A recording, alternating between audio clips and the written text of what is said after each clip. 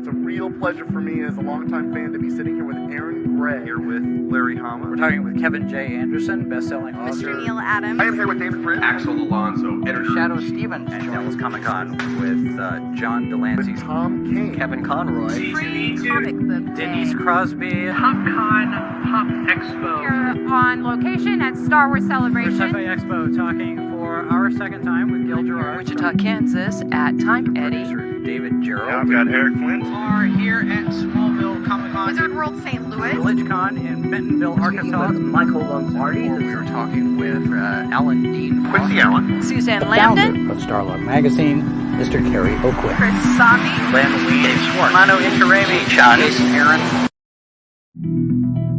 This is Sci-Fi for Me, your portal to the science fiction multiverse.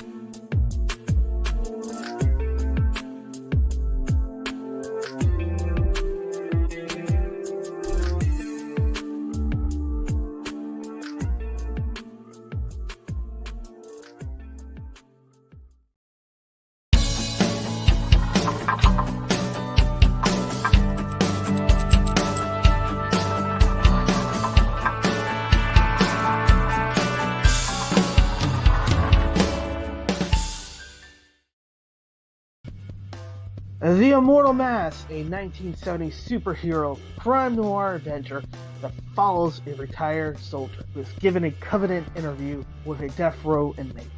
What he learns from the interview thrusts him into Atlanta's shadowy underworld. He'll have to utilize his military training to survive from being hunted for the information that could topple the most powerful ruling class in the city. This is not a pre-order or a crowdfunding campaign. Get your books now at Denali's.com. 25 seconds to curtain, folks.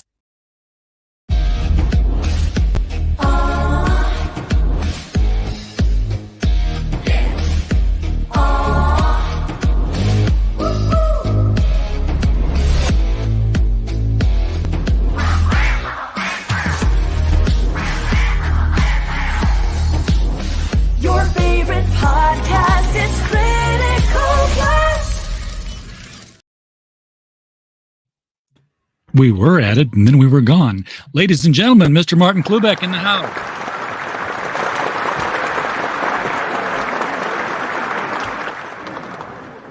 This is your first time one-on-one on the show. I mean, one-on-one, and it might not be one-on-one forever, but one-on-one right now. Bob's trying. I've not had anybody had issues with Android before, but then I've not had anybody that I've known was using Android before. And he is using a phone versus a computer. Yeah, I'm still a 90s guy. You know, it's a Microsoft Windows machine all the time, every time. Yes. I'm a PC guy myself. I do like, I will say I like Apple for pretty much everything else, from my iPhone to tablets to my watch. But yeah, when it comes to the computer, I'm still stuck on PCs. Oh, it's we go with what we're comfortable with, right? Yes. If I could talk to it, that would make it a lot easier. That's why I like my iPhone. I can talk to it. Yes. And I get angry when it doesn't talk back. Like if it just puts something up on the screen and I'm like across the room, I'm like, no, use your inside voice, Siri. That's right. That's right. Talk to me. Talk to me. Yeah, it's great. If you're old enough like we are, and you remember the DOS prompt, and you remember typing on a green screen, and you remember like writing programs in Pascal or C, and now it's ridiculous with computers and phones, and you have a computer in your pocket stronger than anything we had on our desktop, stronger than anything we had as a mainframe sharing with others. It's just crazy. What's the anecdote? And I don't know if it's accurate or not, but kids with a TI calculator in high school have more computing power than was used to send man to the moon. Yeah, probably. Yeah, I think that I've heard that. Well, definitely, without a doubt, what they have in their on their smartphone now, way more than what was used to send a man to the moon, right? I mean, there's it's not even close anymore.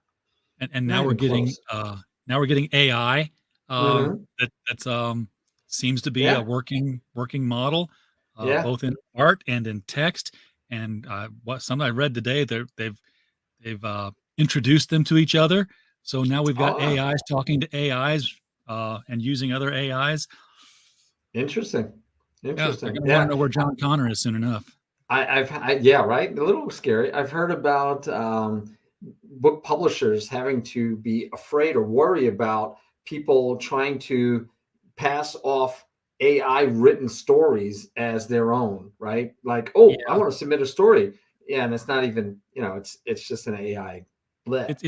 it's it's noticeable. I mean, Oh yeah. it's like very dry. It's academic. Oh yeah. Oh, it's Um, not working yet. I mean, they're not getting away with it, but it's funny that no, people would even. It seems like people have this unlimited capacity to try to cheat the system, to no. beat the But you know game. what it's good Beat the for? system. It's good for laying down a foundation. And if you are a writer and you're like, I need the things to flow this way, but I'm blocked. Make them flow this way, and then you sit down, you read it like, okay, no, that wouldn't happen like this. It would happen like this, and then you start getting in and Ah, you start writing. But you had your summary outline written in a more interesting. of I've a never thought respect. about using it to supplement and help me with my writing. I also do artwork. In fact, in Sir Locke the Gnome, I Yes, actually have some of my artwork in it, and I just would never even consider using an AI to generate anything for me to start from. It feels like cheating, but yeah, that's going to be where it goes in the future, right? Yeah, AI generate a picture of a cat warrior, and then I could take that and I could say, oh, I like that. I'm going to change this and change. that's And if you're doing it digitally, if you're doing your artwork now on your iPad or tablet or yeah. computer, now you'll be able to just go in and manipulate and start with what the AI gave you as a framework, and you can make some really great art. But how much it's not. It just feels like it's not your real Been told to me original art. before, and you're an artist and I'm not, so you might have a better feel for this. That 90% of the work is done on composition, and then the last 10% is fixing it and making it look right. And now people who are using the AI who use it in that way, not like give me a girl in a bikini, hey, look what I drew. Right. um they're saying that 90% now is being done in 10% of the time. So now you got 90% of your time to work on that last 10%, and you can really make it Yeah. good. um Yeah. I don't. But is it's it still time yours? saving. Right. Is it still yours though? it I don't know if you can call it yours if an AI, because an AI, I mean, I don't know how an AI, and I just don't know. I don't know if it can, but I would think an AI that builds a picture has to be pulling from other images and manipulating and changing it. I mean, it's not starting it's with a blank canvas and actually drawing a line, right? It has to it start. got trained. It Yeah. got trained. It had to be taught what a face was. It had to be taught what a duck was. It had to be taught what a cat was. So it's got It's these getting the millions source. of reference images. So where's it getting right? It's getting the source material from millions of references, right? It has to. Yeah, Right, where but we are too in a sense, but then it's yeah, still you putting that on paper. It's still your expression of you. And if you're doing it through an AI, it's not an expression of you, it's an expression of whatever the AI just happens to kludge together. And so interestingly enough, too, if I ask the same AI and you ask the same AI to do a cat warrior picture, would we get the same images from the same AI? uh, chance of one in several 100 million, because So, there's like so it's you'd have just to going know to the seed that randomly was used. create a different cat warrior, because if we ask for the exact same thing, it's going to create totally different things each time. Yes, unless you use the exact same seed, and the seed is like this number. You have to say use seed number Hmm. whatever in your prompt string, and then yes, you will get the exact same thing each and every time. But the number is so large that if you're not Yeah. using that seed, the only reason you'd want to use a seed is you're like, I really like that cat warrior. Now I need all my other pictures to be in a similar style. They need to look like they all fit Right. together. What was the seed used for that? And like, okay, now I need a path through the forest using this seed. And so then you get to the interesting question about creativity. If I'm doing a comic, right, like our good friend Joshua Duncan, who did the cover for my book, #1 Marmaduke fan, I met him through you. But you know, if you have these creatives that are creating a comic book and they use AI for the art, even if they touch it up a little bit, they use AI for the story and they touch it up a little bit, but they're able to produce all these comics now and pump them out. Doesn't matter, right? Doesn't matter. Because if I'm a reader and I like it, do I care that it wasn't RJ that wrote it, that it wasn't Marty that did the art? Do I care that it was 90% or 100% AI? If I'm enjoying the story, I'm doing it to enjoy it. Yeah, as a consumer, you probably really don't care. And if it's not going to be replicated by accident, right? Because that would be a key too. So I create this comic using AI, and if another AI creates a comic that's too close to it, that it's going to infringe on copyright, I would never know because the AI is building it. So I can't, like, if I build it myself, I know, hey, I did this independent of anything you did. I'm just drawing my own comic. I wrote my own story. But if the AIs are writing the story and doing the comic, and if that AI, for whatever reason, gets close to what the other AI did, no one's knowing, right? I mean, I don't know. It's just an interesting conundrum. You'd have to have the exact same prompt in, and nobody just puts in a prompt warrior cat. You know, they say black warrior cat standing on its hind legs, holding a sword while flying on a broomstick over an oak forest in the middle of the night with the moon shining. That's a lot of words to get in the exact same order again. And then to hit the same seed. But yeah, it theoretically could happen. Interesting. Very interesting. So I could have, instead of hiring our friend Joshua to do my book cover. I think he did the big screen. I think he did an outstanding. I love this book cover. Right. I love it so too. Instead of hiring him to do this book cover, I could have, in theory, used an AI and tell him I want 2 gnomes running, blah, blah. You know, like you said, I don't even want to describe it all. You know, that's the beauty of it. What I did instead was I gave him a copy of the book. He read the book, and then he said, "Oh, I have ideas on how to do a cover." And this is more than his art, right? So you can get other people that might have drawn it differently, might have drawn it better, may have drawn it worse. But it's the idea that he was able to generate that would fit the story the best. So, you know, to me, that's hey, thanks, Woody. That's you know, part of it. And so I wouldn't have described this because it wasn't my idea. Now, he may have said, hey, I want to develop this cover for this book, and he might have described it exactly like that, right? So that makes sense, right? He might have said, oh, you know, this is the idea I have. He could have described it to an AI.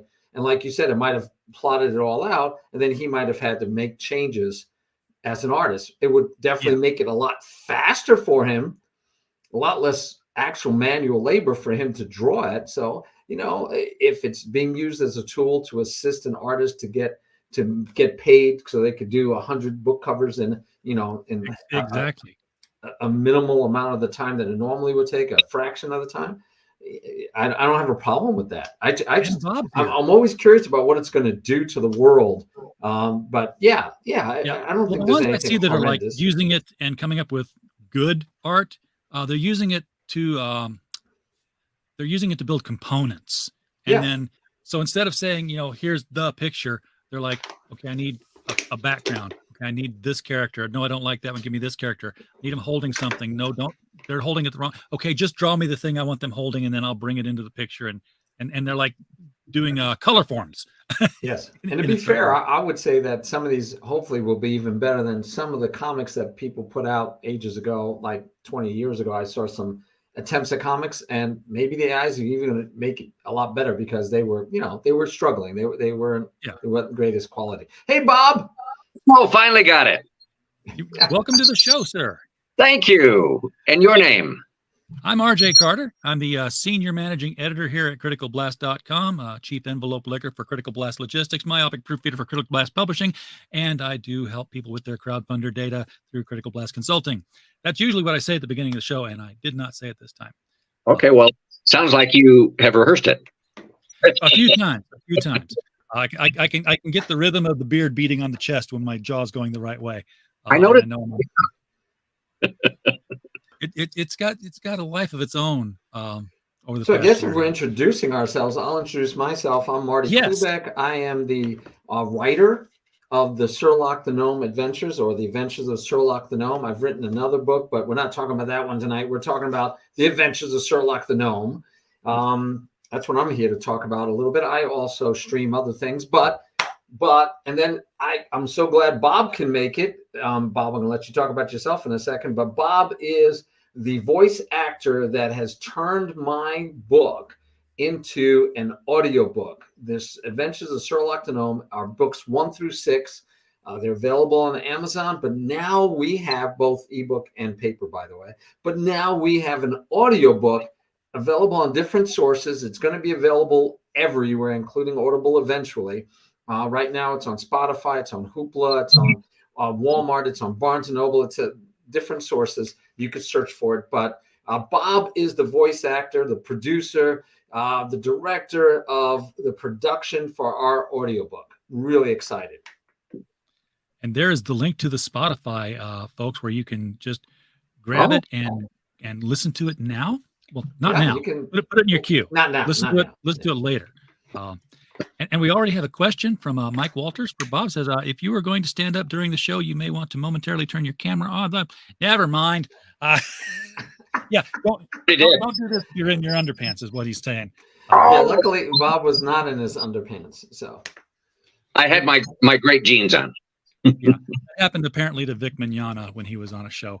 He reached up for something, and it's Zoom. It's a Zoom world. We're comfortable a lot of the time now. No, do that. I'm reminded of David Letterman back in the late '80s when he was behind the desk and said, "And as usual, I'm not wearing any pants," because how could you tell? But now we're not. I am. I am. So Bob, voice. Do you consider yourself a voice actor, or whatever Jim Dale's job title was when he read the Harry Potter books? A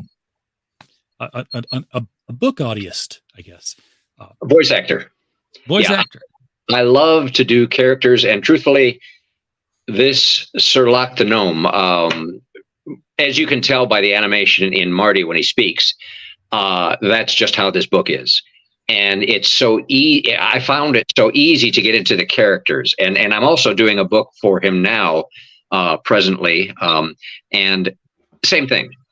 I mean, the way he writes, it reads easy, and it was a piece of cake to do. It was fun.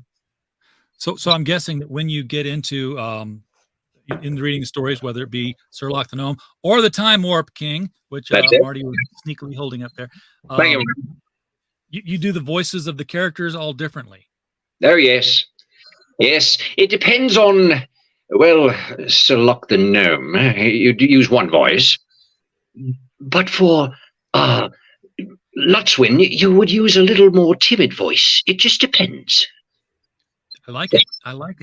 And we have other characters, right? So each story has so many characters. So Bob had a lot of fun. And I think, Bob, I got to ask you, I know you've done, and I checked out Bob. I knew Bob personally, and he had narrated a business book for me, which was just his voice. Just read the book, right? No acting required. If you got a good timbre, you don't.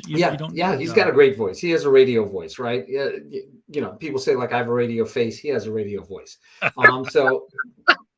Bob has done a lot of things in the area. He's on you go to the movie theater and you're watching half of the commercials while you're waiting for the movie start. It's his voiceover on a lot of them. I mean, he's on the radio, right? So we've heard his voice for years.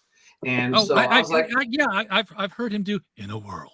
That was him. I was like, so can Bob do this though, right? Because I want acting. So before I called him and asked him, because I don't want to embarrass him and ask him, and he go, no, I don't do that. I looked him up online like everybody else. Google him, right? So I Googled Bob Pfeiffer, and I found that he had done some work with some other companies, and they had samples of his work.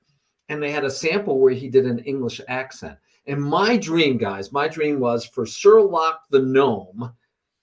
Hopefully you catch that title. Sir Locke the Gnome should sound like Basil Rathbone. Yes. Because to me, he is the quintessential portrayal of Sherlock Holmes. Oh, yeah. I grew up with watching the black and white and then a few color Sherlock Holmes movies every Saturday. You could watch old movies along with Godzilla and other ones and karate movies, but on TV. But they would play the Sherlock Holmes movies, and I always loved them. Yeah. And I wanted Lotswin to sound a lot like Nigel Bruce, who did Watson. And I thought Bob nailed it. I mean, he was like, "Oh, okay, I kind of like that. I could do that." But he also does. So my question for you, Bob, so I know you've done English accents, but I know you used a wide range of accents. Yeah. Did you get to pull a new accent out for Sherlock the Gnome that you've not used professionally before? Oh yes. The French guy.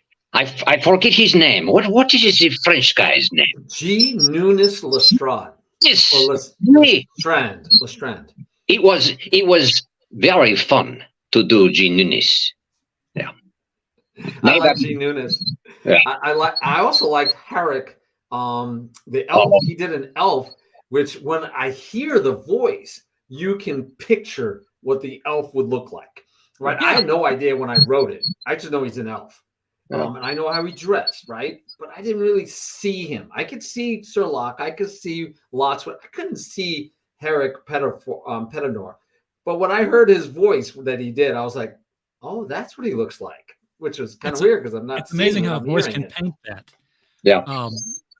So Bob, I haven't listened to a lot of audiobooks where voices came into play. I mean, I've heard a lot of them where they're like just reading the book, and it's great to drive by. Now I've got Sirius XM and I'm listening to radio classics all the time. So I'm getting the old Sherlock Holmes as well as the newer ones and all these other things. But when I did listen to, I was sent a review copy of the last Harry Potter book. Okay. It came out before, and Jim Dale was reading it, and I was like, okay, this is Jim Dale. I've heard him do the commercials, and yup, okay, this is good. And then he hit Hermione's voice, and I'm like, oh my God, do I have to listen to this for 785 more pages? Because it was like, this an interesting falsetto voice to do a girl's voice. As a voice actor, if you're going to do a panoply of characters in a book, how do you switch gender voices like that? Is that a problem, or is that a technique? I have to let out my secret here. In order to get the same gait, the same meter, the same everything, I actually have to stop the recording and then get into character, restart, and go with that character. When that character's done, I have to stop it. That's why it took longer, because I actually had to do separate for each one, especially if they're having a conversation with each other, Oh, yeah. No, I can't just switch like that, and you can't tell that I just switched. No, I'm not able. Yeah, I was wondering, Bob, if you actually would record all the lines for one character, then you record all the lines for the other character, and then you edit them together. But it doesn't sound like you did that. No, and that's why I had to go back later when we said Lotswin should sound more, or Sir Locke doesn't sound like Sir Locke. And so I went back and I listened, and I'd stop and start again and sound like Sir Locke. So it's a process. I remember in our first book, the widow Elise didn't sound. She sounded too old. Yeah. I told Bob, no. She's pretty comely. I mean, she's pretty young enough. She's a good-looking young widow. We want to make sure that she sounds like she's young and attractive. He goes, because at first she sounded really old, and then Bob said, okay. So he went back and changed the voice to be a voice. When you hear it, you're like, oh yeah, she could be comely. She could be young. And that was what I was asking about earlier. Was how do you do a female voice? When you've got a baritone natural timbre to you. Well, if it's an old lady, I kind of raise my voice a little bit and get it a little shaky. But if it's a more younger woman and you want her to sound sexy, you put a little breath in it. It just depends. But usually when somebody's listening and they know it's a woman and a guy saying it, if you alter the voice just a little, you're fine. Yeah, I listen to, if I can name drop, I listen to Jack Reacher books. Yeah. I love listening to Jack Reacher books. By the way, another mystery, right? I love writing mysteries now. Sir Locke are all mysteries. And so Reacher's actually a mystery, though it sounds like he's in action because you watch the movies. You think it's an action movie. Yeah. But to me, it's actually a mystery. And when I listen to him do the woman's voice, it is his same voice, but it's a little bit breathy. And you're like, okay, I know he's doing a woman's voice. Right. And the only knock I have against the guy that normally does his book is that all the women sound exactly alike. Yeah. Right. The men, he'll have a little nuance to each man. He has Reacher down pat, right? And then he has the other men. You can tell, okay, that's a different guy. That's a different guy. But the women, you're like, oh, wait, that sounds just like the other woman. So it's a good thing they explain who's talking based the text. But otherwise, I forgot. Yeah. I forgot that I heard the same thing. I said I'd only heard one audiobook where they did voices. I heard two because the book that Troy and I wrote for Telos Press in England, the Time Hunter book, they hired Tracy Childs to do the audiobook version of that. And it was interesting because there were so many male characters, and it was like, didn't faze me at all that she was, deepening her voice and raising it back up again. So yeah, I think Bob did a great job. I'm so excited about the audiobook. I just drove up to my in-laws. I was coming back. Guess what I was listening to on the way? I was listening to the Sir Locke the Gnome Adventures. Listening again, I'm always critical of myself too. And I'm like, oh, next time we have to change that little bit. And then I'm like, well, for like 99% of what I listen to, and I'm the author, so I know, I'll notice things that you won't notice because you don't know what I wanted it to sound like. And I'm like, Bob nailed it. Like 99.85%, he nailed everything. And I'm just like, okay, two little things which no one else will notice, which is great. Yeah. But there's something about hearing your own words said by somebody else. You're like, oh, that was a bit awkward, wasn't it? I should clean that up some. I just liked it. Yeah. And actually, Bob, that was a funny thing too, because Bob's reading of it identified 2 or 3 things that I thought were wrong in the book, or that I changed because I liked the way he read it better than the way I wrote it. And I was like, oh, no, I got to change that. And that comes to the, I'm sorry, Bob, go ahead in 1 sec. I just want to point out that my, one of the guys that I work with, he's a teacher. He says you should read poetry out loud. I think you should also read your stories. If you guys are writers or want to be writers, and you're writing something and you want to know how good it is, read it out loud to yourself, and you will find many of your errors and many things that just don't work. Go ahead, Bob. I'm sorry. No, that's right. I was just going to say, and Marty has, he did one of the characters, a young lady, a little girl, actually. And I liked the way he did it better than I tried it. And so we used his voice.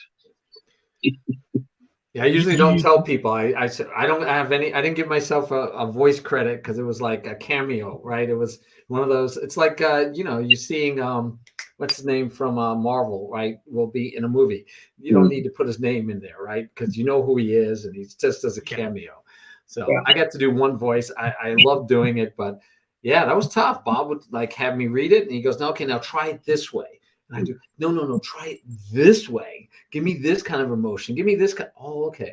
So Bob was great. It was great to have voice direction, and yeah, that was a blast. It was fun. So Bob, do you have your own in-home studio? Pardon? I do. I always listen for that word. Yeah. You have your own in-home studio, or do you rent space somewhere else to do this? Oh no, I've got a studio in my basement, and it's a full-blown studio for. You can get 2 people in there, but I just built it for me, so it's perfect. Yeah. Right. So, what was obviously Marty told how he found you, and he just kind of like reached out and found you online and said, "Hey, would you do this book?" So you got the book in the mail, or he drove it over to you. I don't know what your distance difference is between the two of you, but what hooked you onto doing the project, I guess, once you had the book in hand? Well, first of all, I work with the PDFs, and that way I can scroll. And if you try and turn a page as you're reading, it gets on the mic, so you don't want that. What hooked me was the content. Marty sent me the books. And he suggested I read them all, and I did. And I said, yeah, I'm doing this. And, Marty is easy to work with, too. I mean, he's given me some good kudos, thank you. But he is easy to work with. And the creativity of this writer is great.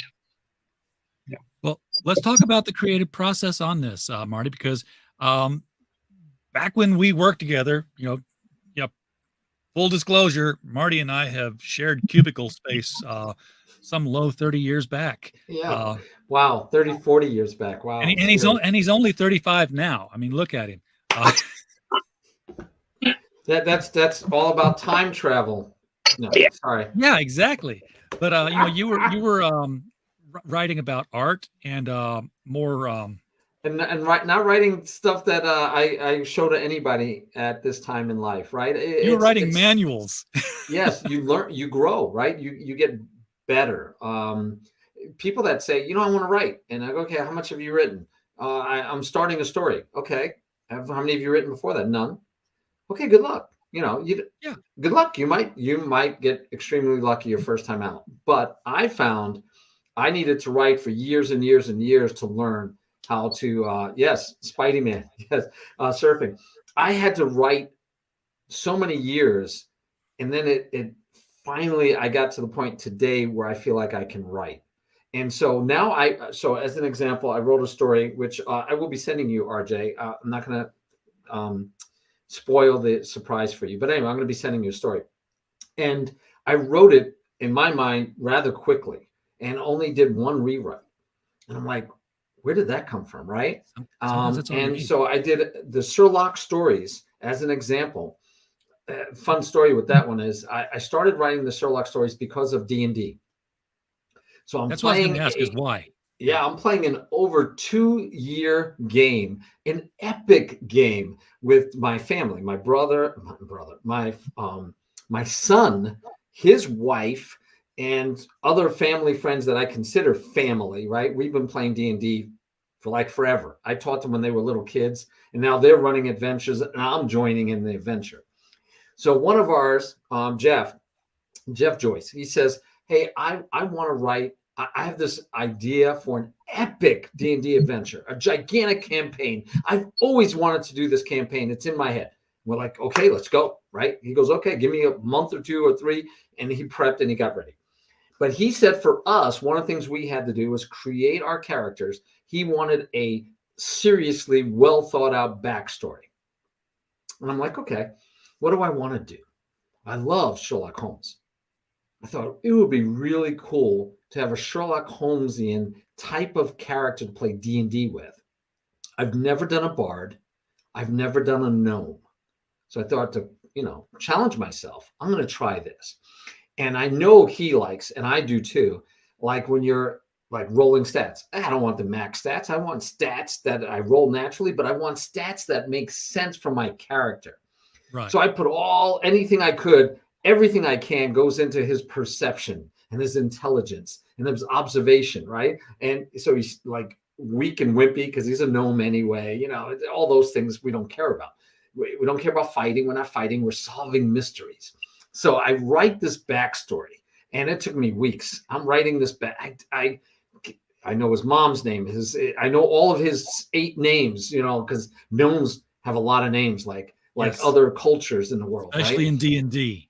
Yes, and so he's got like 8 names, but he goes by Locke because that's his favorite name, and he's Sir Locke. And I'm like, well, how did he get to be Sir Locke? Well, there's a whole story behind that, right? And that's actually now in the book. And so I came up with this gigantic backstory, and I thought, you know what? For even bonus points, right, from my DM, from my bonus points, I'm not just going to give him the backstory. I'm going to write a story.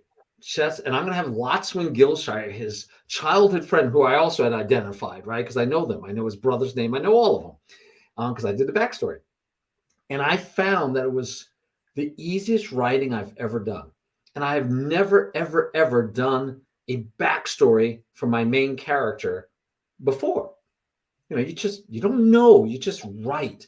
And this is the first time I actually wrote out, languages he knew, when he was born, and it's all in this make-believe world that our DM had created, Aethrofell.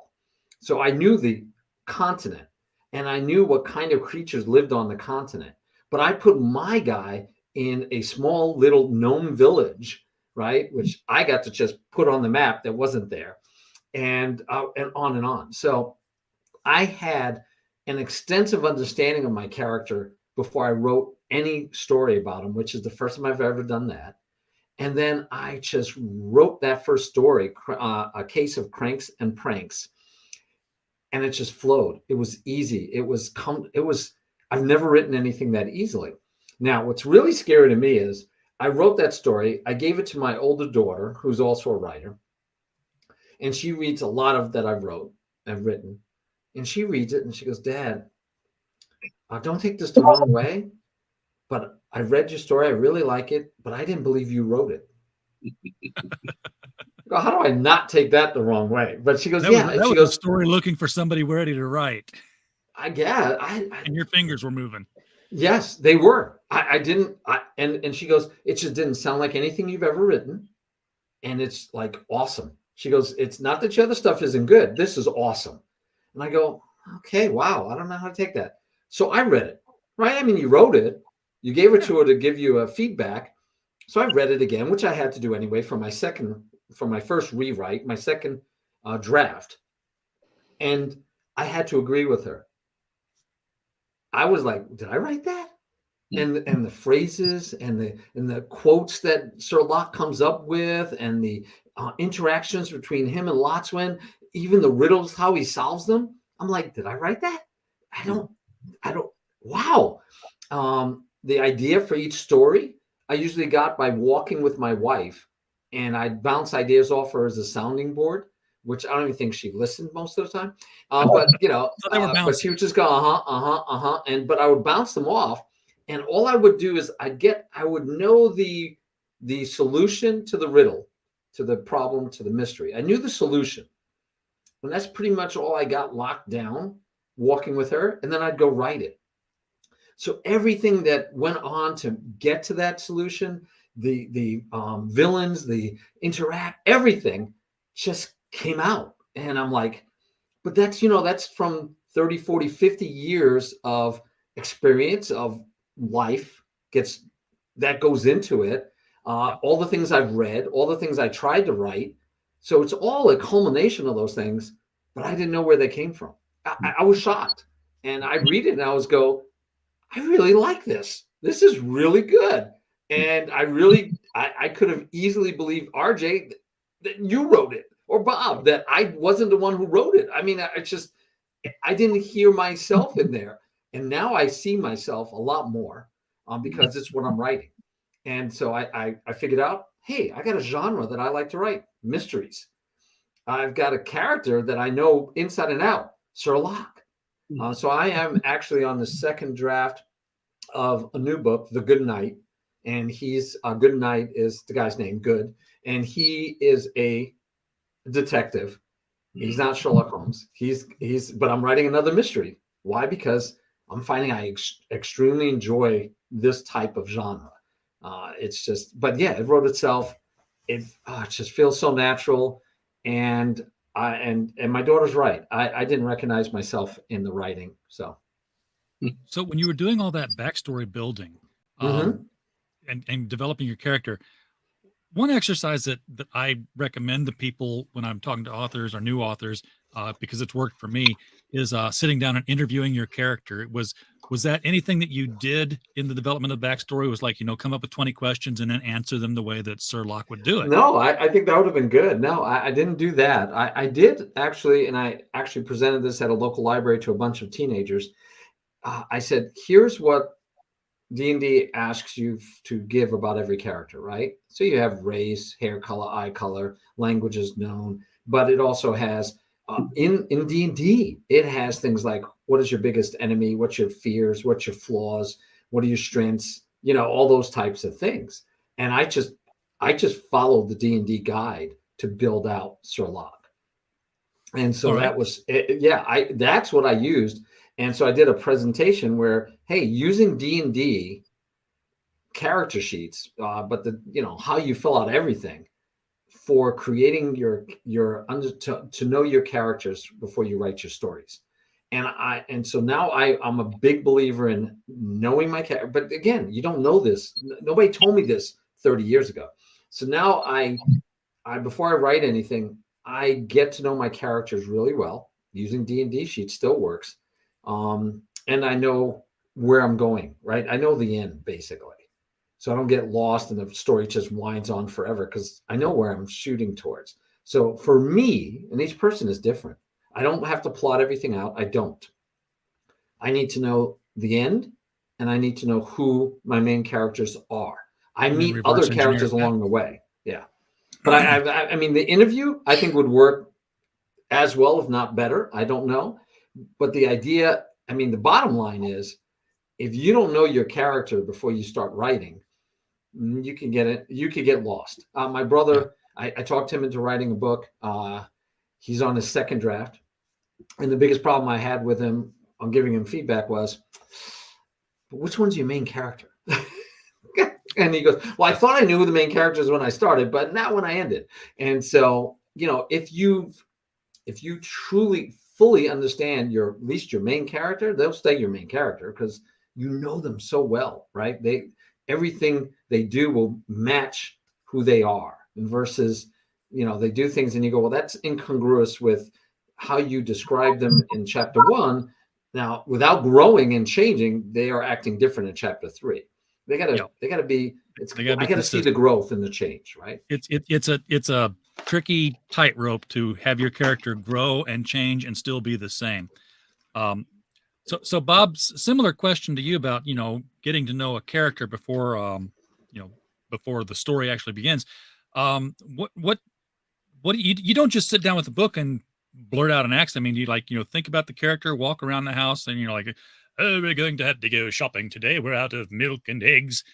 Just getting voices going and cadences going before you're like, okay, let's move into the dialogue now. How do you get into that cadence? And then secondarily, how do you stop? What do you mean? Well, so I went into I used to do a lot of monologues through junior high and high school competitive monologues, and I used to do this one that was called Phone Call from God. And the main character had a stutter because it's God. Okay. And I would find that after I had done it, it would be like a day before I could turn that off. I've gotten into that kind of a stutter, that kind of a cadence. So, do you walk out of the studio and go get the mail from the mail guy and you're like, oh, thank you, I see the bills have come. Oh, sorry, I was just reading and didn't quite shut it off yet. Yeah, well, to answer your first question, actually, with this book, it was easier because I have a small set of Basil Rathbone, Sherlock Holmes. So I simply watched it, and then I mimicked him, and I mimicked Watson. And a couple of times I said Watson when I was reading, and I had to go back and know it's Lotwin. But stopping, I didn't have any problems. Once I walk out of the studio, but I talk to myself a lot anyway. So if I want to just, when I'm mowing the lawn or doing whatever, I'll just break out into something. So, but no, I didn't have any problem. You have conversations in different voices so that, if somebody's in the other room, they're like, who's he talking to? Sure. As a matter of fact, it's funny. I'm trying to remember his name, but back in the 70s, there was a comedian who couldn't get out of his character, and they had to do a little psych counseling with him, but I can't remember his name. Anyway. It's hard. Yeah. I mean, there's an apocryphal anecdotal story about Heath Ledger's passing, when he committed suicide, and he had played the Joker for The Dark Knight. And the story is, somebody told Jack Nicholson, hey, did you hear Heath Ledger die? And supposedly Jack said, I did warn him. That, oh no. That this character gets in your head and messes with you. And, wow. Yeah, that was now whether that's true or not, I don't know, but it makes a hell of a story. Yeah. Wow. Yeah, Heath Ledger. Wow. Okay, that's sad. Yes, yeah. When I heard about that, that was very sad. He was very talented. Very talented. And I saw. I can't think of anything he did that I didn't like. You know. Yeah, he was in The Patriot, and I couldn't believe that he was also the Joker. It's like, no, that can't be the same guy. Yeah, and in A Knight's Tale, there was an audio interview, not an audio, video interview with somebody, and I can't remember who it was, but it was apparently his inspiration for how the Joker acted.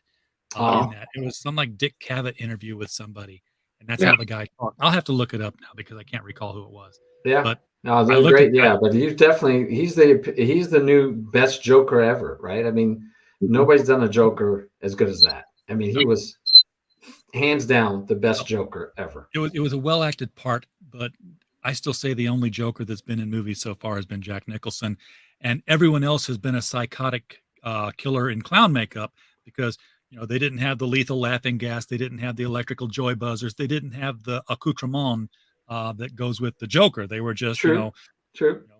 Chaos. I can't argue that, but boy, I liked his depiction of the Joker.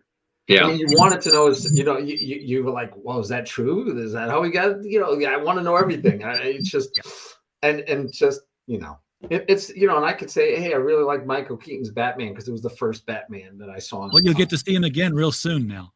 Yeah, I hear. I'm looking forward to it. But I really like Christian Bale's depiction of Batman. To me, he's the new guy that really. It's kind of like James Bond, right? To me, Sean Connery. So that's where I go with you, Sean Connery. I don't care who else comes out. Sean Connery is James Bond. Yeah. But yeah, I have because those first Batmans were the joy, but everything, right? The laughing. I mean, it had all the gimmickry but that tied a lot to me to the TV show more so than the comic. To me, the comic was the Dark Knight, and it was a dark comic most of the time. And then they went to TV and they made it campy and funny and try to appeal to little kids. And then when they did that first movie, it was like they were using the TV show as their basis instead of using the comic. I thought they used way too much the TV show instead of just going deep into the comic and using the comic as the source material. Yeah. Just there was a nice throwback line in I don't know if it was Justice League or Batman versus Superman. I think it was Dawn of Justice one, where Bruce Wayne is on the train with Alfred, and working over the issues of the day. You have flying super strong aliens and Amazons, and Alfred says, "Makes you long for the days of wind up exploding penguins, doesn't it, sir?" that simpler time. That's great. That's great. Yeah, I actually missed that. I have to go back and watch that to catch that. That's excellent. I missed that. And little things like that, right? You get little things you put into your books and into movies. I have so many shout outs in here that I didn't like. There's no way you'd have to know it, right? So you'd have to watch, and I forget the guy's name that does the it's a YouTuber, comedian. And he does the what is it called? The real pitch meetings. No, pitch meetings. Do you know that guy? Oh, yeah, I know the guy. Is he like Ryan Harper or Ryan somebody? But anyway, I have a shout out. Barely an inconvenience. I have that. That's a line in the book. Exactly what you just said. And so if you know his material, you might go, wait, that's that was super easy. Barely an inconvenience. You get it. Another one's shout out to Good Mythical Morning, which my youngest daughter loves watching Good Mythical Morning, right? Another YouTube show. And so I have a tiny shout out to them. I have a shout out to Terry Pratchett. I love Terry Pratchett books, right? So there's a shout out to Terry Pratchett. Pretty obvious one. If you know Terry Pratchett books at all, you'll be like, oh, that's a shout out to Terry Pratchett. So I have all those. I even have, and then of course I have ones to my D&D team because that's how the book got started because of D&D. So one of the characters, a lot of the bit characters that just come and go are actually characters I pulled from ones that are actually being played in our D&D game. So we have a wizard, which Bob had to do, Yorban, and he's my son's character. My daughter-in-law's character, Bob never had to do because she was a kenku. She's like a bird that does bardic work. But that one is my daughter-in-law's character. So she's discussed in the book, but Bob never had to do a voice for her. But yeah, so I did those kind of shout outs too. And it's just fun being able to throw those things in throughout, these different little, I call them shout outs from streaming. I'm not laughing at you. I'm laughing because, of course, my window is open. And of course, the neighborhood Romeo shows up in the driveway for the next door neighbor's cat. Yes. And he literally sounds like he's saying, come out, come out, come out. And it's like I can hear the in front of it. I'm like, he's calling for her to come out. You brought up an interesting point, though, that I want to address. You got a wizard. Now, Sir Locke is solving mysteries. How do you keep it a mystery that the reader can catch on to and follow without cheating? Because, well, magic. Yeah, you have to read it. No, so we have in book 5 the case of the false detective. Somebody that is claiming to be the greatest detective in all of Aethelfell. Bob, can you do that voice for him? Do you remember that one? That's the New York Challoner, the New York type of accent. I loved it. While you think about it, so he claims to be the greatest detective in all of Aethelfell, and I don't want to give spoilers, but he's cheating, and Sir Locke finds out he's cheating, right? And the cheating was he was using magic. Sir Locke, of course, doesn't need to use magic, but Sir Locke grows through the stories, and he learns alchemy. And he learns more about biology. He makes drawings of prints so that when he sees an animal print in the dirt, he'll be able to identify the animal, the weight, the height. So just like Sherlock Holmes studied biology, tobacco ash, right? That was a big one in the movies. He could look at the ash and tell you what kind of tobacco it was. And back then, when you had cigarettes and pipes and tobaccos were extravagant and you only got them at certain stores, it helped him solve crimes and mysteries.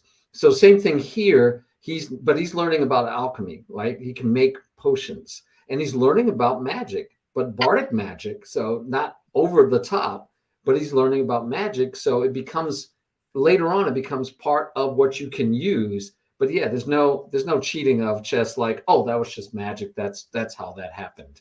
Nope. Do you remember how to do? Do you remember your man Challoner? I'll give it a wing. I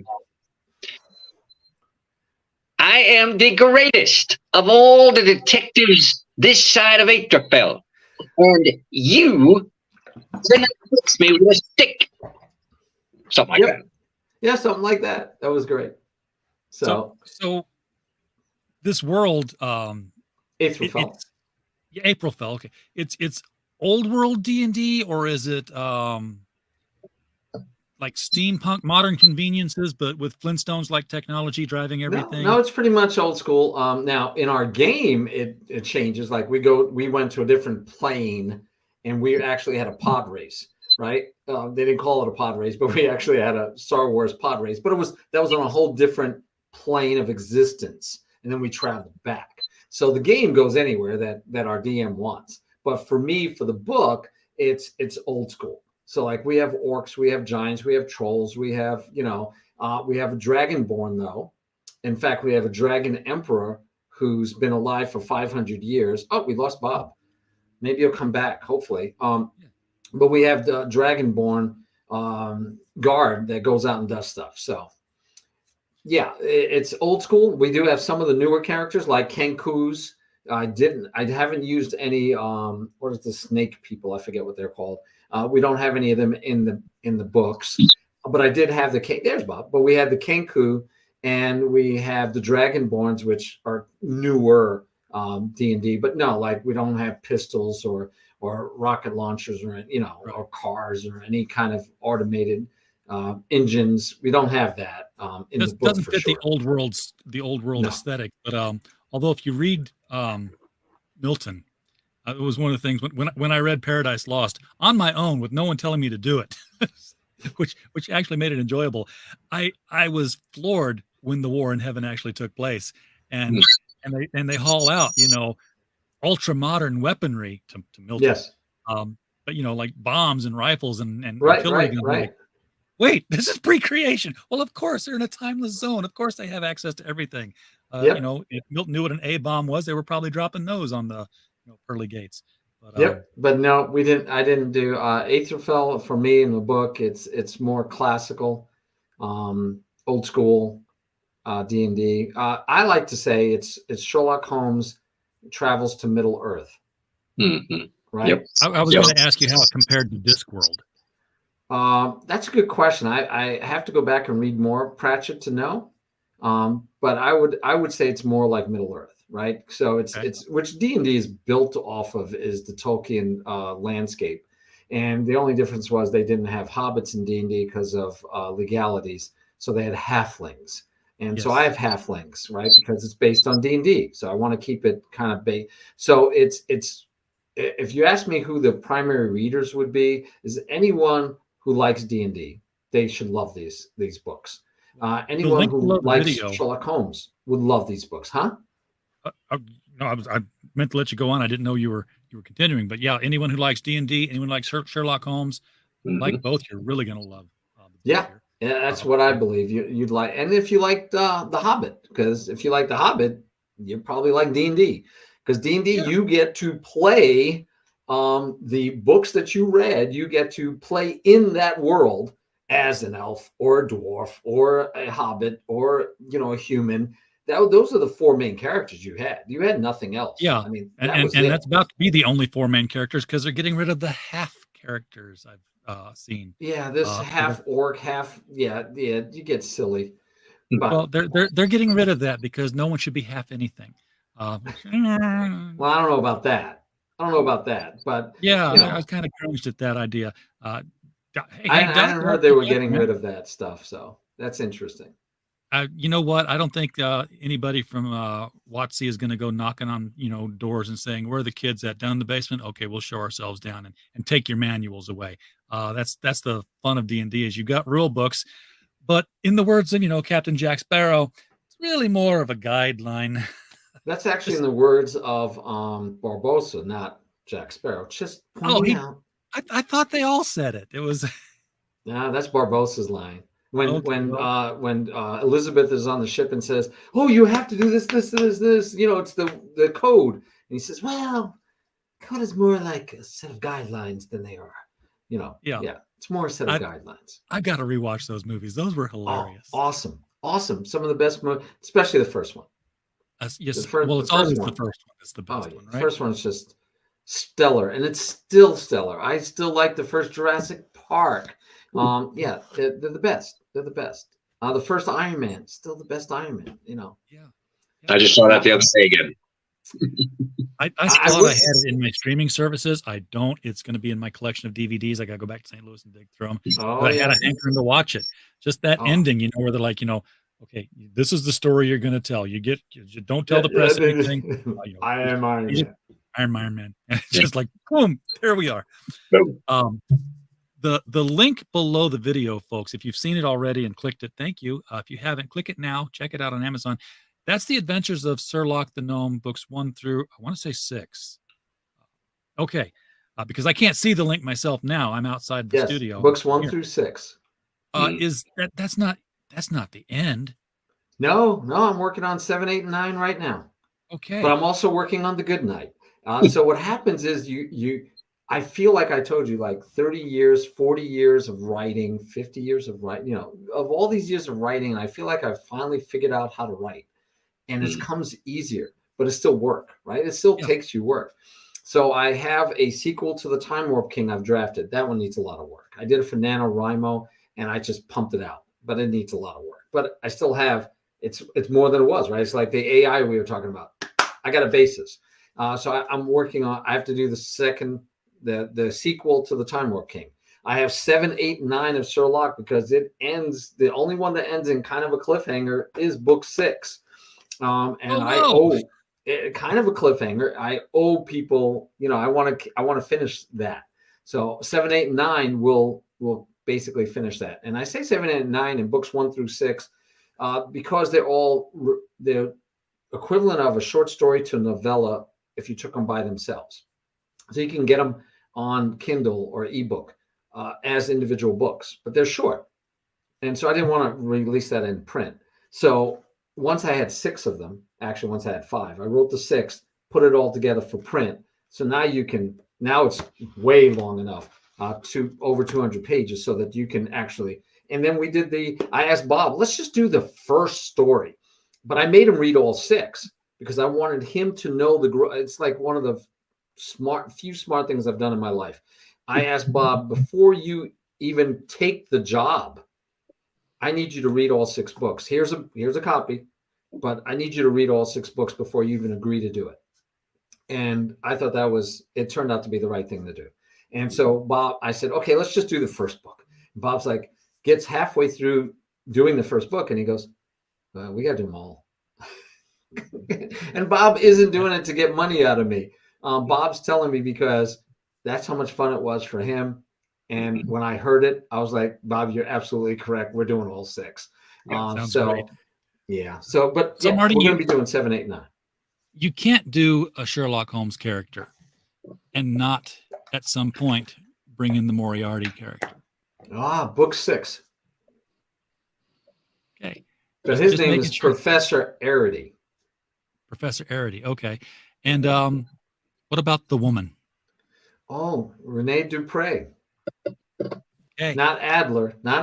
Renee Dupre. She's also in Irene. book 6. Yes. She's in book 6. Yes, not Irene. Renee Dupre is in book 6. All right. All the tropes are hitting. Yeah, they're all in there. And Renee will factor in 7, 8, and 9. Arity, I have my own take, so you'll have to read it, but probably won't be in too much 8 and 9, 7, 8, and 9. There's other villains that we will have to spend more time with. I also have, though, G. Nunes is actually Lestrand is his last name. So if you know Sherlock Holmes, the Holmesian story, that Sir Arthur Conan Doyle wrote them as short stories for magazines. Guess what magazine? The Lestrand. So that's the name of the agent for the Grimstone publication house that comes and offers Lotswin a job or a contract for them to publish his stories. So it all ties, it's all there. And Inspector, whatever his name is, Lestrade, yes. Well, there's a Constable Stallard. And again, I have my own takes on them, right? But yes, it's there, right? So you can find your normal Sherlock Holmes type character, like Lotswin is Watson. You can find them in the book.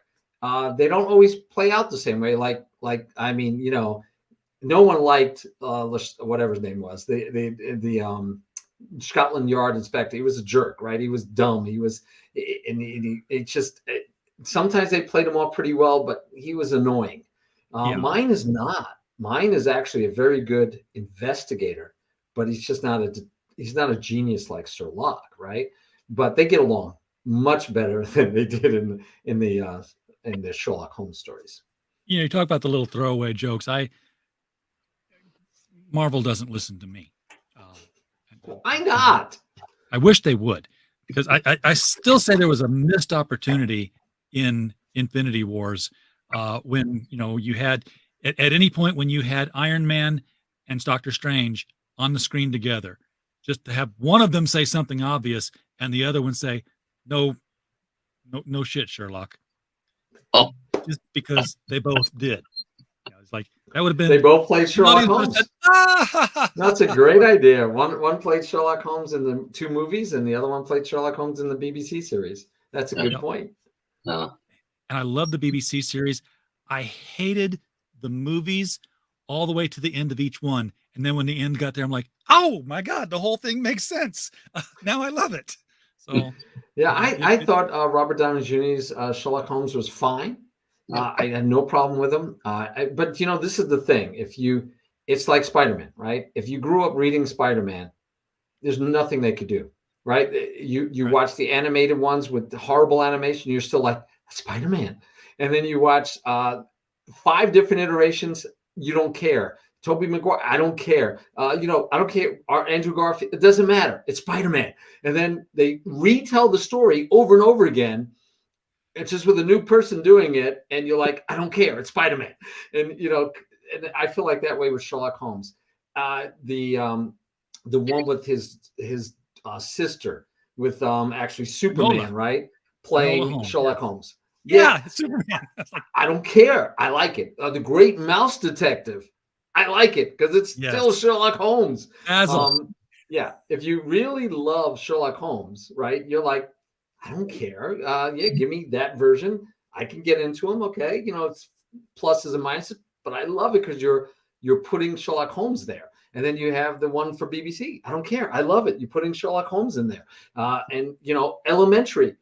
I've been watching that with my daughter. It's like, where's that streaming? Because I'd love to watch that. It's probably on Peacock, which I know it's on Hulu because that's what we've been watching it on. So I know it's on Hulu.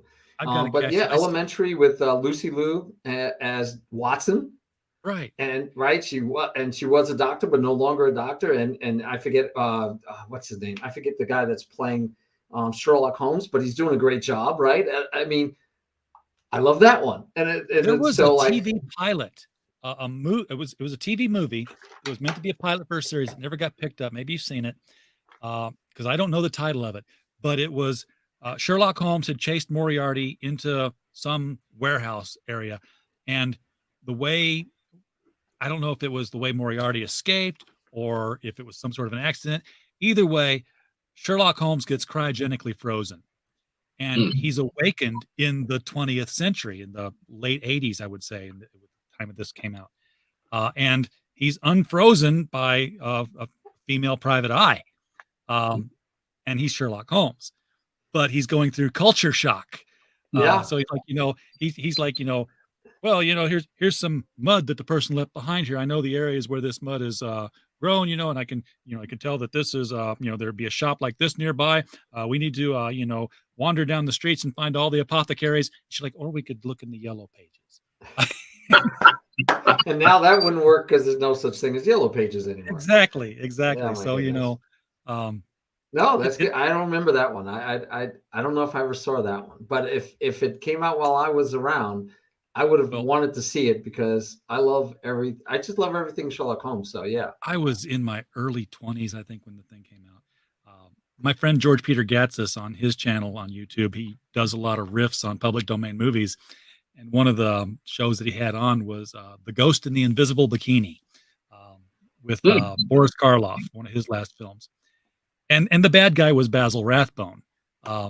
In this castle, and I mean, it's this goofy comedy. You could tell that a lot of the Scooby-Doo stuff had been lifted from the film because they had the whole, they had the 4 teenage characters that all looked that way. They had the hallway chase scenes coming in and out of doors, and then they had this dumb motorcycle gang that got added into it, and they made a reference to Basil's character.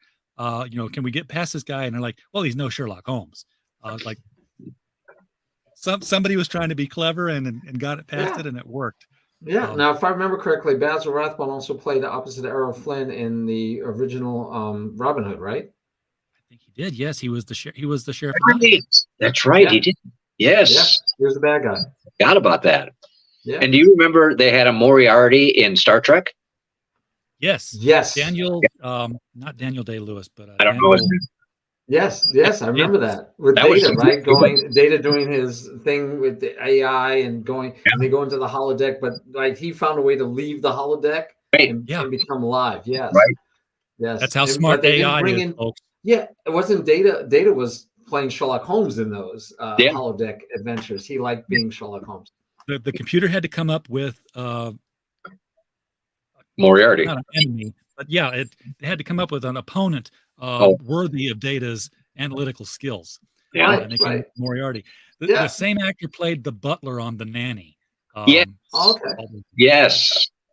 Yeah. Yeah. See, we can. I mean, I maybe I should start streaming about Sherlock Holmes because just reviewing the movies, the shows, the TV, and there's a whole following for Sherlock Holmes on Reddit and on different places. It's amazing. Yeah, I think all those people would love the Adventures of Sherlock the Gnome, and I tried to mirror. So I mirrored the short stories going into a magazine, but the short stories, and then they get compiled into an anthology, which happened with Sir Arthur Conan Doyle. And then later he wrote his first novel was after he did many short stories that were in the magazines, serials in the magazines. And so I was saving up to do a novel later, same kind of process. And I was doing them one a month. And then, of course, you get sidetracked, right? You do them one a month, and then you're like, oh, I got this other project, and I got this other thing. And so now I have 2 other books I have to write. I have a sequel I have to write. And but I have started writing the books 7 through 8 and 9. I actually have started writing them. So I'm excited about that. Well, Bob, how many of the books have been committed to audio? Have all 6 been done, or are you in the middle of? No, the whole thing. The Adventures, the 6 together, is what you get when you do it on audiobook. You get all 6 together. All right. Well, folks, hit that link below. That will take you to the book page. From there, you'll have all the options. If you want to get, Bob reading it to you, just throw it into your phone and let it go. Read yourself to sleep at night. I have Siri do that for me sometimes. It's an experience. I got to add that if you guys out there, if you have a library that loans audiobooks, if they don't have Sherlock, you could just ask them to get it. I know it's going to be available on 40 different platforms. It's available at my library on Hoopla right now. If you do Kindle Unlimited and you like reading on Kindle and you don't want to listen to an audiobook, if you have Kindle Unlimited, you could get it $0 on Kindle Unlimited right now. So, and if you like to hold paper in your hands, your library will get that for you too. Yes, you can tell your library to pick it up. It is available through James and Taylor or whatever those are. The places where libraries buy books. I mean, bottom line is, I don't care if I don't make a cent off of this. What I care about is that 100,000 million people read it and enjoy it. I would be a bucket list check off that if I can say everybody's reading this and loves it. And you didn't make any money though. I don't care. I want you reading it, right? That's what writers do. Writers want to be read. We write for you, the reader. So our dream is to have people reading the book. Of course, it feels good if you tell us you loved it and you liked it and you review it and you contact me and let me know. Of course, that feels awesome. Bob, you know what feels better? When they tell somebody else. Yes, go tell other people. Give the book, buy it and hand it to somebody else. And I don't care. I want more people reading it. I want to add one thing too. When you were talking I thought of it. With today's culture worldwide, where morals and all the other boundaries have been shoved aside, these books are morally sound, and the people in them that are the good guys, they continue being the good guys, and you walk away feeling better. So, if for nothing else, it's a good anchor to whatever is good in life. Yeah, I try to make everything I write. One of my rules is you used to say, would I be embarrassed if grandma and grandpa read it? Right. Now I'm older and I'm finally writing good enough that I want other people to read it. And it's funny because now I don't say I want grandma and grandpa to be able to read it. I want my kids and my grandkids to be able to read it. Right. And if my kids or grandkids would be embarrassed by reading it, I don't want to write it. And so, yeah, I mean, I have nothing against people that I told you, I read Jack Reacher and stuff, right? I mean, there's sex in it. There's other things, violence, gory deaths. I just don't put it in mine. Mine is good reading and it's clean and you don't have to worry about if your kid notices your book and starts reading it, your 8-year-old and go, they're not going to look and say, what's this word? And you go, not a word you should know. No, I thank you, Bob. Thank you for that. Yep. I think the term for that is superversive, is in the opposite of subversive. It's superversive. There's a whole school of writing where writers are wanting to get back to that now. I didn't even know there was a term.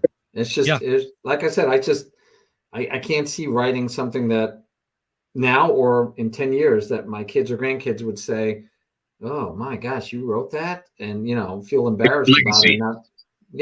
I want to make sure they can read it. So, Yeah, I and you know, no heavy-handedness for sure, but you know, the characters grow. Lotswin grows. Lotswin starts off with a bad experience with a halfling, and he thinks all halflings are terrible creatures. And then he meets another halfling, and he's judging them because of the first halfling he met. And he talks about in the book that, oh, you know, because of course Sir Locke tells him, no, don't do that. And he's like, what do you mean? And then he realizes and he learns that, oh, okay, not all halflings are alike, right? And so you can learn stuff, but it's all in there. So I love it. I love what Bob did. Episodes there, you know, you may learn something before you're through. Yes, you might. I'm going to. So I don't know anything about marketing, RJ, and I'm trying to find out how to get the word out because I want more and more people to read the book. Again, that's my goal, to have 1 million people read the book. Ideally, one of the things you do is you go on podcasts, just not this one. Yeah, because just go find. Well, you got to help me find other podcasts, right? We'll find you podcasts where people actually go and listen. Well, you have a bigger audience, like me and my Twitch stream, right? Yeah, exactly. I'm not one of those people that have 1,000 people on my Twitch stream. Yes, I mean, you can watch, you can see them out there, right? There's streamers that have thousands of people watching their stream. I usually have 14, 20, you know, max out at a time, and it's great because what I do on my stream is teaching chess. I'm happy for the 20 because they want to be there and they're learning and they're a community. But yeah. No, I can't apparently do it, Pops. I mean, I've had people have campaigns on here that not only have not gone up during the show, one guy actually got a refund, and it went backwards. So no, I am not your marketing guy. I don't know why people seek me out to come on my show, but they do. We just sit and talk and have fun, and you know, talk about product that people are putting out. I love your show. I love talking on it. I've got to bookmark it so I can see it every time you come on. In Twitch, you know, they give you favorite somebody and you know when they're streaming. It tells you, oh, RJ's on. I don't have that for StreamYard yet. I don't know how to do that, but I'm going to find out. I don't know how StreamYard would tell you. It would be like, you know, because there's no StreamYard outlet, and technically there is, because once you've got it, you can go into your videos, because it'll save up so many hours of videos. You can download straight from StreamYard what you did. If you want to load it somewhere else. Yeah, so I do that in Twitch. I'll post it to YouTube as an example. Yeah, but, you know, StreamYard also says, or, you know, just give people the link to the video and they can watch it right here in StreamYard. And yeah, but how do they find you when you're live? So like you have a lot of people chatting on the stream, so they know you're live. How do they know you're live? They know we're live because they subscribed to our YouTube channel, and because I linked the YouTube channel out to my Facebook and to my Twitter and said, hey, we're going to go live at such and such a time. Come on over. Gotcha. So, you know, that's why we've got people now, you know, we've got also people from your Twitch stream. Your Twitch followers are here because we shared off to your Twitch account when you logged in. StreamYard's giving you that option now. So we're going out to 4 places tonight when I'm technically only legally able to go to 3. Thank you, StreamYard. You know, Bob, if you'd had a StreamYard account in your own channel, you could have said, hey, you know, put it out on mine as well. And everybody who's subscribed to you would be in the chat talking as well. Okay. Awesome.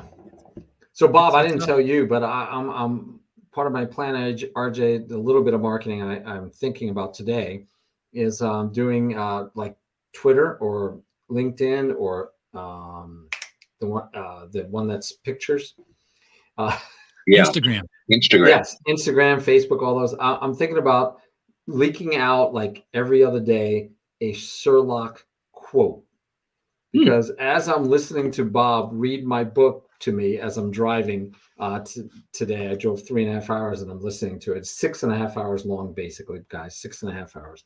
I'm listening to Bob and I'm like, oh, that's a great quote. I got to share that one. Oh, that's a great one. Oh, I got to share that one. And you wrote I wrote them, but I don't believe I did. It doesn't sound like me. So sometimes your character writes for you. I mean, there have been times in The Destroyer when Remo Williams will say something. I'm like, that's just Remo talking. I'm just that's a conduit now. That's not me. So yeah, I'm gonna have to go through it and find those. You got to get a table at Dragon Con. You've got to do some of this in-person stuff. Yeah, and we had a fan fest out here, which is like a Comic-Con, but they can't call it that, so they call it Fan Fest. And I went to it, and I almost got a table, and I might have sold 10 books maybe. But again, I want to get the word out, and that's fine. But our local fan fest, I might have. Let's say wild dream. I would have met 100 people. I wouldn't have, and probably be like 30. But let's say I met 100 people in my small town. That's a really slow way to do this. Now, if I'm going out to Dragon, like you're saying, Dragon Con, or if that's like national level, and you got thousands of people coming through the door, that would definitely be worth it, right? Dragon Con, you get yourself some 4x6 flyers with the cover of the book. You have a little square to the side there with the QR code that takes them to the Amazon page or wherever you want to direct them. They hit their phone, they hit the Amazon page. They're like, oh, look at these gnomes. Oh, it's Sherlock Holmes's gnomes in the D&D world. Everyone at Dragon Con is there for D&D. Yep. No, that's a good place to go. I agree. Now, how much would it cost for that table and to do that? I have no idea. That's a couple of $1,000 probably to have a table at a national level Dragon Con, and you got to fly down there. And do you take books and sell sell them like, oh, you get it cheaper if you buy it here right now? Who knows, right? But I will say, if I were to do that, I would at least dress properly. You should. Yes. Oh, he's got a meerschaum too. I got ears too. Okay, so you have prepared for some sort of public appearance. Yes. Actually, when I went to the Fan Fest, I actually also found at Goodwill. What a great place! I found a Sherlockian type coat. It was just a tweed jacket. You can, So I have the coat, and then I just wore a nice vest, a black tie, white shirt, and tweed like pants. I was. Everybody knew who I was, and the only part that threw them off were the elf ears, which you get at Renaissance fairs or wherever. Right. And but they ask you why. They all ask me. They all ask me. And you like it. You like it. They ask me, "What's up with the ears?" And I'd go, "Oh, I'm sure." I actually had the book in my coat pocket. I'd pull it out and say, "I'm Sherlock the Gnome." Oh. Okay, but here's where that was great and then stopped too short. Is that you didn't give them the book because you couldn't carry that many books with you. You can carry postcards. Yes, and a QR code for the postcard. Yes, totally. Exactly. So you can walk around these local cons. You can meet people like that. Well, no, I love it. I love it. I'm going to make some postcards. You sold me on that. I'm going to do this, and I'm going to have a postcard, and it's going to have 2 QR codes. One that goes to Amazon for the paperback and the ebook, and another QR code for the audiobook. There you go. So that way they could pick I don't even know if I could do all 3 on one. Well, 2. It'd still be only 2 because Amazon. Well, is the audiobook not available through Amazon? I mean, is it not an audio download there with Audible? Not yet. It will be though. Okay. It will be. Yeah, it will be. But I'd rather them do it through. Well, they can do it through whatever works for them, right? Yeah, they can. Yeah, I mean, if they have Spotify, they can do Spotify. If they have another one, they can use that one. If they have Audible, they can do Audible. Audible's more expensive for them, right? Because you have to have the program. You have to be because I use Audible, so you have to subscribe. Right, but so many people do because the distribution channel is I know. Amazon. I know. I mean, it's like hey, do you want to put your you got the opportunity to put your book in Joe's bookstores or Walmart, right? Yeah, get it in Walmart, right? Get it in Barnes and Noble. Get it. Yeah, no, I totally agree. You go where the infrastructure is. But I am going. I already know I'm going to definitely be doing the postcard because you're right. When I see people, I show them the book, and they go, "Oh," they take a picture of it, but I don't have there is a QR code actually. Yeah, or they walk away and they're like, "What was the name of that book again?" Sherlock Gnome. And then they're finding I'm wondering if that QR code would take them to the book. I've never tried I didn't realize on the print of it. I'll have to check that. But yeah, I need to at least have some post. I don't want to make thousands. Go to stickermule.com. Oh, I love Sticker Mule. You take this image of the 2 of them running there. You white out. You transparent everything around them. You get some die cut stickers. And, you just pass them out. You give, or you can go the stickers, or you can get a little slightly more expensive, and go with the. I hope my friend George isn't watching, or go with the die cut refrigerator magnets. Oh yeah. This is Joe King. He's not serious. He's Joe King. Those are going to be going out with George's book. When I do the distribution on those, everyone's going to get a Joe King magnet thrown in there with it. But Nice. they put it on their fridge, and everyone puts you get a fridge magnet for anything. You're going to put it on your fridge, even if it's like, oh, I got this thing. I'll put it on the refrigerator. Then you're going to see it all the time. You're like, what are these two little guys here? Oh yeah, that was that thing. I got that postcard. Let me go check that out. I remember I wanted to read that book. I'm literally making notes. There you go. So, Pops, I can find him a few podcasts. There's one that does get quite a number of viewers to it. It's a network. In fact, we're broadcasting on it tonight. It's the Madness Comics Network, and they're going through what they call CromCon this coming weekend, which is an online comic book convention done through YouTube, where people just show up as guests on StreamYard, and they talk about what products they've got available, and as well as sundry other things like us. We've been all over the place tonight. We've been wandering. Yeah. And I'm 30 minutes over our allotted time, really, but then FCC doesn't care about us. So I'm gonna wrap this all up. But we'll talk, Marty. We can get you hooked up with people who can do that. Same thing I tell people who are doing comic books is like, you don't go to the comic book shows because you're selling a comic book. They're already buying comic books.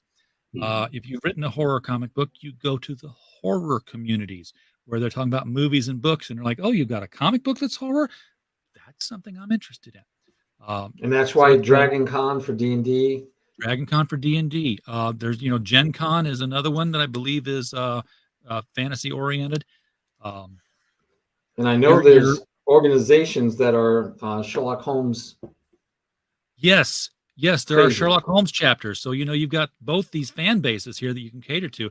I'm sure there's a Ren Fair in your area sometime that you could probably get a much cheaper table. There is a Renaissance Fair. They do it once a year. I was looking at doing a table at a Renaissance Fair. There you go. Because that's D&D, basically, right? That's where you're going to find a lot of D&D folk at.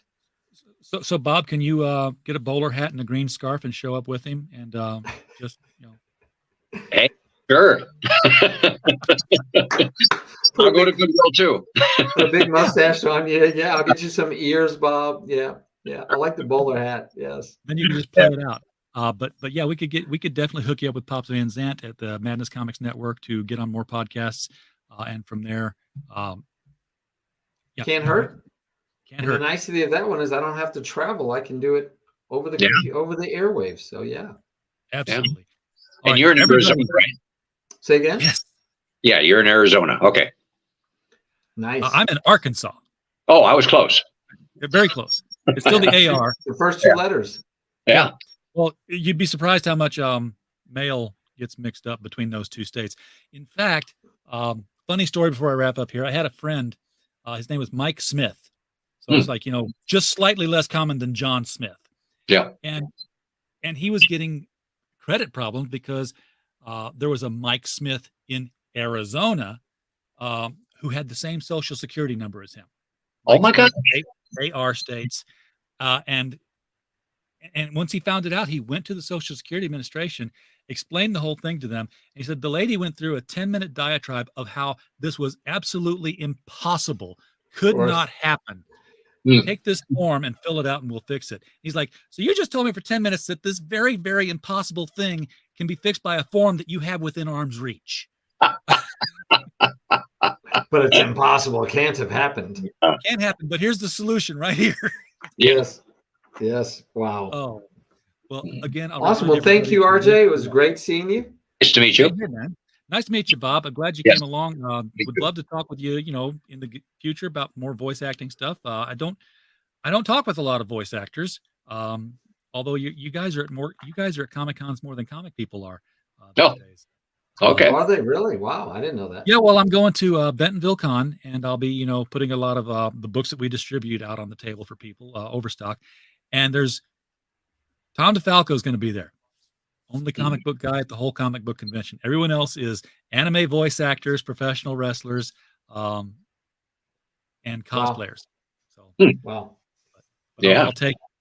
So, thank you guys for coming on. Do appreciate it. It's been a fun conversation.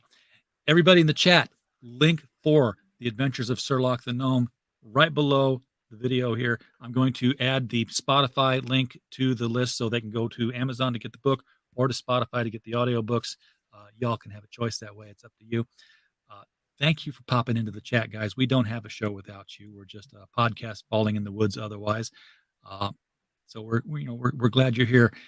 And as always, while you were here, we just hope you had a blast. Good night, everybody.